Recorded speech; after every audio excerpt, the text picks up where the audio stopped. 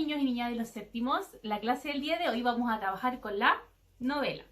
La novela es una narración literaria extensa que al ser extensa permite que sea mucho más compleja y mucho más elaborada de lo que podemos leer en los cuentos. ¿Cuál es el fin de la novela? Al igual que todos los textos narrativos, entretener. La novela, como ya dijimos, es un texto narrativo, comparte todos estos elementos o características que ya hemos visto de los textos narrativos. Vamos a empezar por recordar lo que son los personajes. Los personajes son los que participan de la historia, ¿cierto? Existen diferentes tipos de personajes. Está el personaje protagonista, que es el personaje principal, el personaje secundario, que son los personajes que acompañan tanto al protagonista como al antagonista, y el antagonista, que es el personaje que se opone a que el protagonista pueda cumplir sus metas. El personaje antagonista no siempre aparece en la historia, ¿cierto? Porque muchas veces el protagonista pelea contra él mismo y las decisiones que él toma. Así que sería su propio antagonista ahí.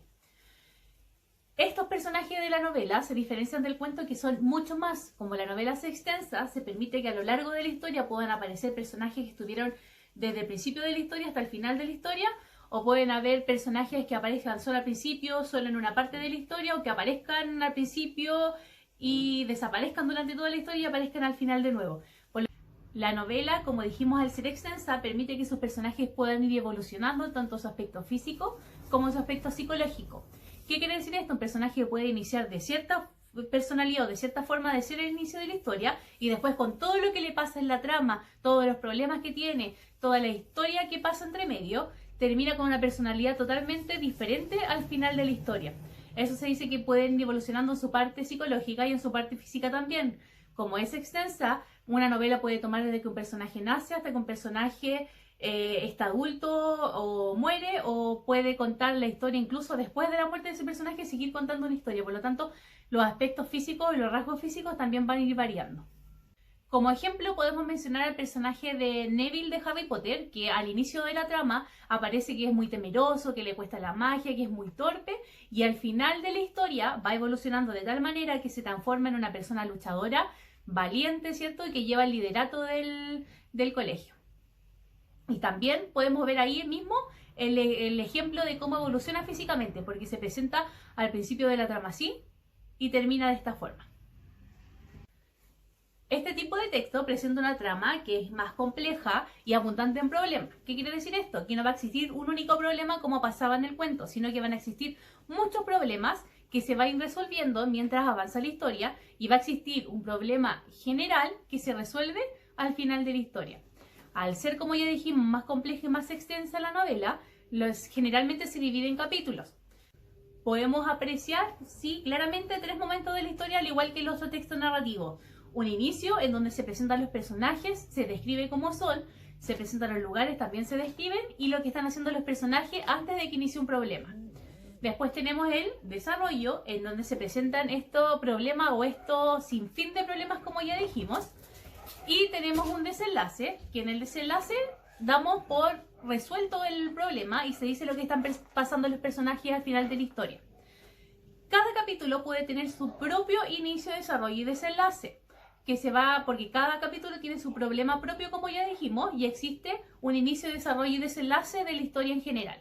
Vamos a colocar de ejemplo para ver estos micro y macro problemas que existe el libro Las Crónicas de Narnia. En Las Crónicas de Narnia, un problema de los que se va resolviendo dentro de la historia es cuando Lucy se pierde, ¿cierto? Y los hermanos la buscan, y se resuelve cuando la encuentran. Y este macro problema de los libros es este enfrentamiento entre la reina blanca, ¿cierto? Que tienen los niños y que al final salen vencedores. Estamos hablando de Las Crónicas de Narnia, El León, la Bruja y el Ropero, que es el texto que también vamos a trabajar más adelante. Otra de las características que presentan este tipo de texto es el ambiente. El ambiente lo podemos dividir en 3. El lugar donde ocurre la historia, que es el espacio físico en donde se desarrolla, que en el caso de la novela pueden ser múltiples, muchos, porque recuerden que como es, vuelvo a repetir, más extensa, permite que la historia se pueda desarrollar en muchos lugares. También tenemos el tiempo. Cuando hablamos de tiempo lo podemos dividir en 2, el tiempo interno o el tiempo externo. Cuando nos referimos al tiempo interno es que la historia puede transcurrir en 1 o 2 días o puede transcurrir en una vida completa de un personaje. Y cuando hablamos del tiempo externo nos referimos a la época en que se desarrolla la historia. Y cada época tiene sus características que son propias, ¿cierto? Porque una novela que se ambiente en la época futura, en las que van a venir, no van a ser lo mismo que en la época del pasado, ¿cierto? Del lejano oeste, de la prehistoria, etcétera, etcétera, etcétera. Y también podemos ambientar una historia en su tiempo externo, en la época contemporánea, que sería la época que estamos viviendo ahora.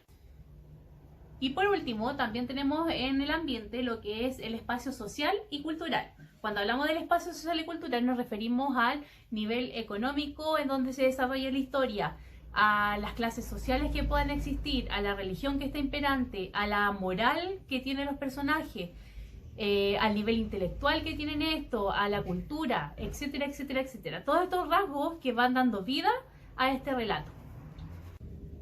Vamos a ejemplificar el ambiente con la novela de Ana Frank que estamos viendo ahora, y podemos darnos cuenta que el lugar donde transcurre la historia es un barrio judío y que después se traslada todo esto al sótano donde pasa los últimos años de vida de la familia.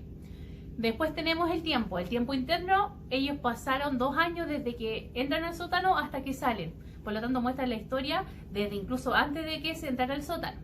Y el tiempo externo, o sea, tiene que ver con el contexto histórico, se enmarca dentro de lo que es en el pasado, en la Segunda Guerra Mundial, ¿cierto? En el dominio de los nazis en Alemania y en otras partes del mundo.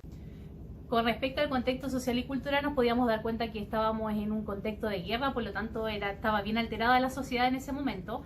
La familia de Ana Frank en concreto era una familia que se regía bajo las normas judías, bajo esa religión, y que socialmente no era una familia que tuviera necesidades económicas hasta que tuvieron que esconderse y ser resguardados en este sótano donde todas esas comodidades se vieron afectadas, ¿cierto? También el nivel educacional de la familia era alto porque las niñas asistían al colegio y tenían acceso a varios libros que también ella lo pudo reflejar después en estas cartas que escribía.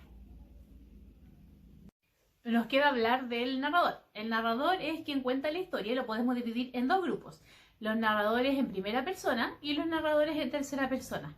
Cuando hablamos de narrador en primera persona, hablamos de lo que están dentro de la historia y tenemos el protagonista que cuenta su propia historia.